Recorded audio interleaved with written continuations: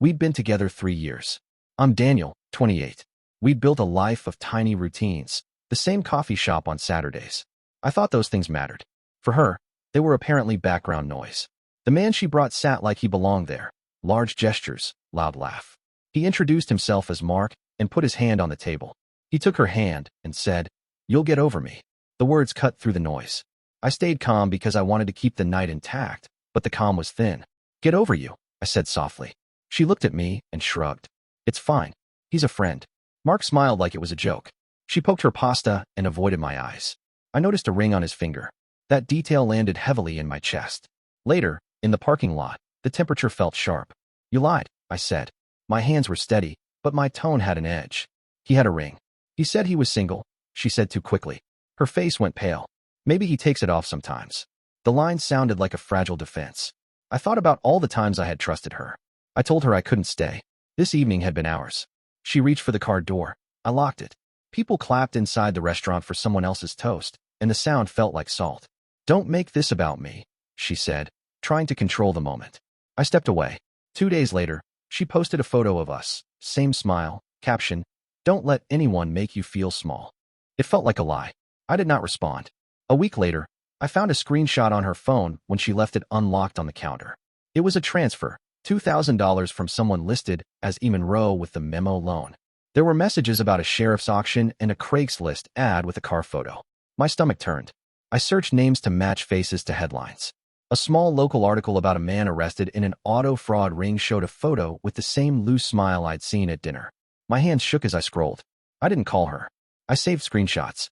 I made a folder labeled proof. 2 nights later, her name flashed on my phone. She called and called. Her voice on voicemail was raw. "Please, Daniel, you have to help me." Hearing that after what happened at the restaurant felt like an echo of everything I had just discovered. I listened once and deleted the message.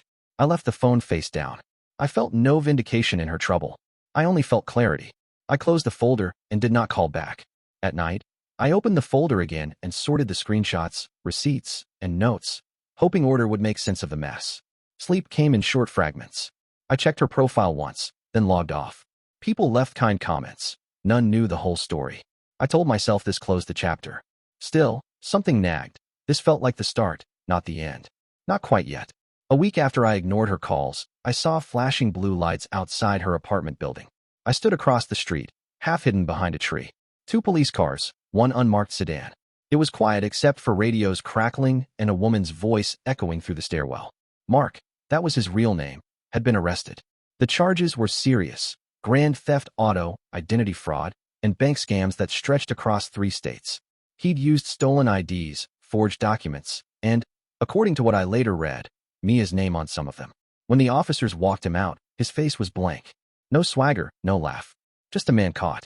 Mia stood behind him on the steps, her hair messy, her expression dazed. When they drove off, she sat down right there on the stairs, phone in her hand, calling someone. Me. The call started again that night. 2, then 10, then 50. I watched the screen light up each time and didn't move. The final count hit 80 before she stopped trying. The voicemail she left sounded smaller every time. "Please, Daniel, I didn't know. Please answer."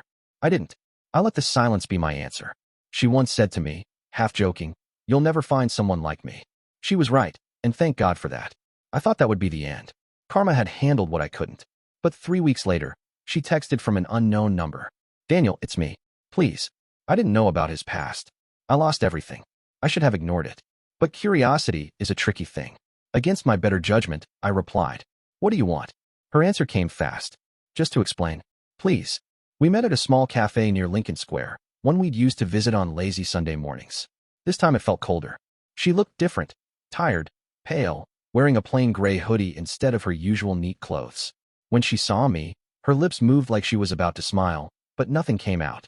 We sat across from each other, the air heavy.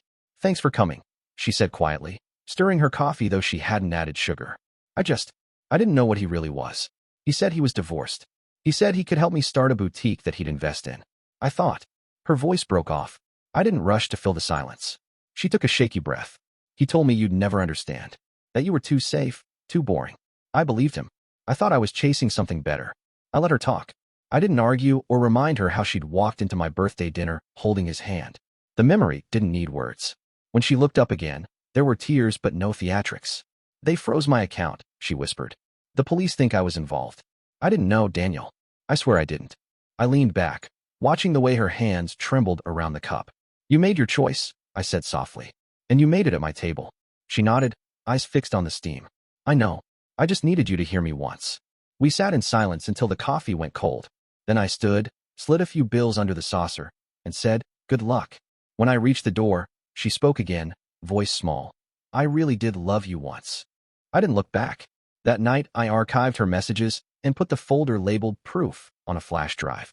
I thought that was the final page of her story. But life has a way of adding footnotes when you least expect them. 2 months passed. The flash drive sat in my desk drawer, untouched, while I tried to rebuild my routine. Gym before work, coffee at the same cafe, though never the one we met at, quiet weekends with books instead of her playlists. Then, one morning, a man in a suit knocked on my door. Daniel Harris? Yeah. He handed me an envelope. You've been listed as a character witness in the case against Mark Dalton. Court dates in 2 weeks. Inside was a subpoena and a sinking reminder that her story wasn't done bleeding into mine. When I showed up in court, Mia was there, sitting on the defendant's side. She looked smaller than I remembered, hair tied back, no makeup, hands clasped tight in her lap. Mark wasn't there. He'd already taken a plea deal. But the prosecution said some of the stolen funds had passed through Mia's account, whether she knew it or not. She didn't glance at me until I was called to the stand. When she finally did, her eyes flicked up, searching for something. Maybe forgiveness. Maybe hope. The prosecutor asked me questions about my relationship with her, how I knew Mark, and how I found out. I answered calmly, factually. No emotion, just the truth. Then the defense attorney asked, Mr. Harris, do you believe Ms. Taylor was aware of Mark Dalton's crimes? The courtroom was silent. Even the judge watched closely. I looked at Mia. Her lips parted slightly, waiting. No, I said finally. I think she was naive, not malicious. Her eyes widened, tears forming instantly. She mouthed, thank you. I wasn't doing it for her. I was doing it for closure. For the version of me that once loved her. The case wrapped up 2 days later. She was cleared of criminal intent, but financially ruined. Her accounts frozen, her name tied to a scandal. Weeks passed again, and one evening, a small envelope slid under my apartment door. No name, just neat handwriting. I don't deserve your kindness. I'm starting over somewhere else. You won't hear from me again. Thank you for reminding me that not everyone destroys what they love. No phone number, no address. Just that. I thought that would be the real ending. But 3 months later, as I was boarding a flight for a new job in Seattle, I opened the in-flight magazine and froze. On page 47, an article titled, From Scandal to Strength, How One Woman Rebuilt Her Life After Betrayal. It was her, Mia. New haircut, new city, new name, Emily Turner. The article described how she launched a small nonprofit for financial abuse victims. She didn't mention me or Mark, but I recognized every coded phrase. The last line read, sometimes, losing everything is what saves you. For the first time in a long while, I smiled. Not because she changed, but because I finally had, too. Seattle's winter rain had a way of softening everything. Lights, sounds, even memories. I'd settled into a quiet rhythm there. New job, new apartment, no ghosts, or at least, fewer of them. That evening, I was attending a charity tech fundraiser, something my company sponsored every year. I wasn't particularly excited, but the venue was a rooftop hall overlooking the waterfront, and I'd promised my boss I'd make an appearance. The crowd buzzed with soft jazz and polite laughter. I was halfway through a glass of wine, scanning the auction board, when a familiar voice behind me said softly, Daniel? I froze. 3 years, and still, I knew that tone instantly. I turned. There she was. Mia, or rather, Emily Turner. Same eyes, but older, steadier.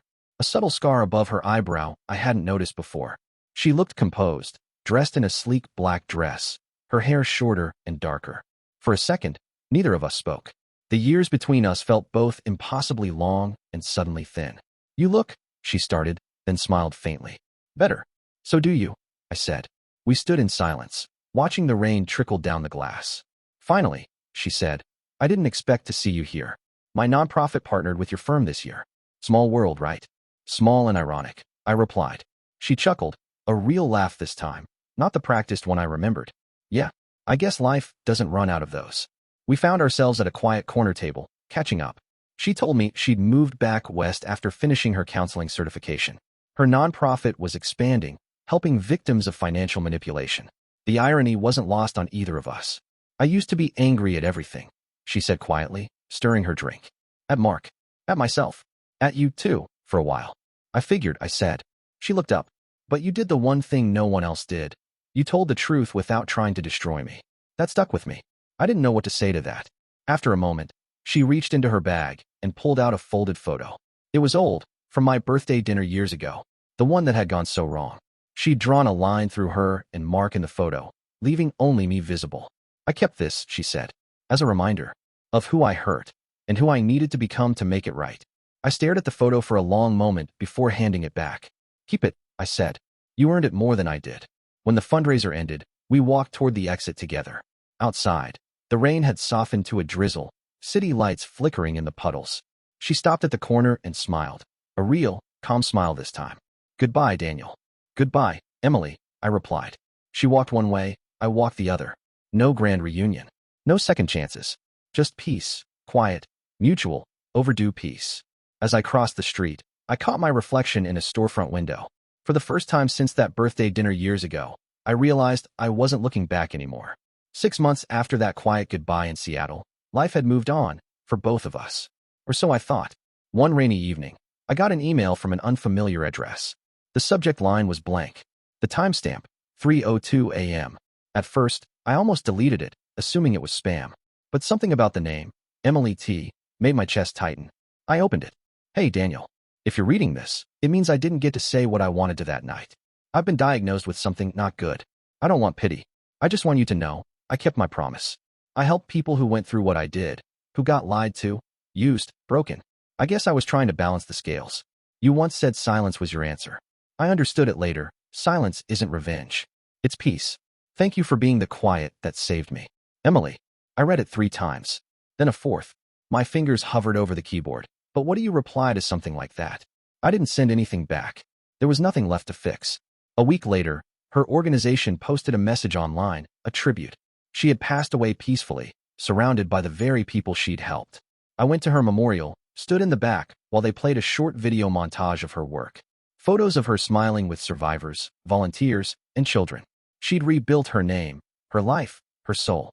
And in the final slide, the quote she'd once sent me all those years ago appeared on the screen, now engraved on her foundation's wall.